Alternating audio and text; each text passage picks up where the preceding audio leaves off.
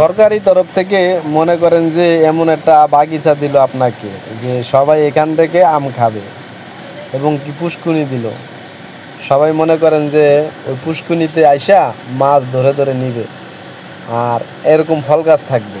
মনে করেন যে সবাই যে যেমনে আইসা নিলেন, তো এইভাবে মনে করেন যে যে কোনো মানুষ আসলে পাবে, কিন্তু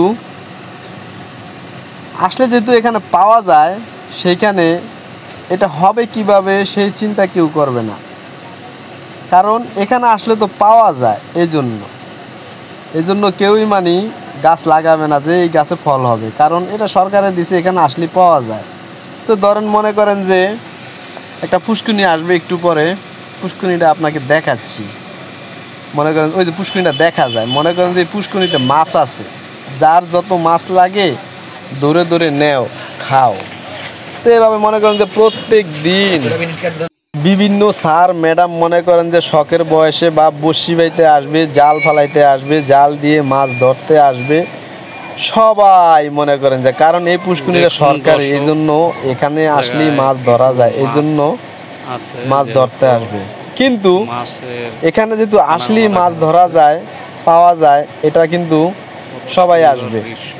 আর যদি মনে করেন যে এটা মনে করবে না যে এখানে যদি আমরা মাছ চাষ না করি তাহলে মাছ কোথা থেকে আসবে, কারণ এটা যদি সরকারি হয়ে যায় সবাই মনে করবে যে সরকারি, এখান থেকে ধর, এখান থেকে নে, এখান থেকে খাই। হ্যাঁ, তো মনে করেন যে বিলেনা জিনিস কখনো উন্নত হয় না। এখান থেকে মানুষে শুধু নেওয়ার চিন্তা করে, খাওয়ার চিন্তা করে, এখান থেকে উৎপন্ন হবে কিভাবে সেই চিন্তাটা মানুষ কমই করে। যেমন মনে করেন যে আমাদের দেশে মনে করেন যে কিভাবে কি হবে সেই চিন্তা করেন। স্যার ম্যাডাম খাওয়ার চিন্তা করবেন না।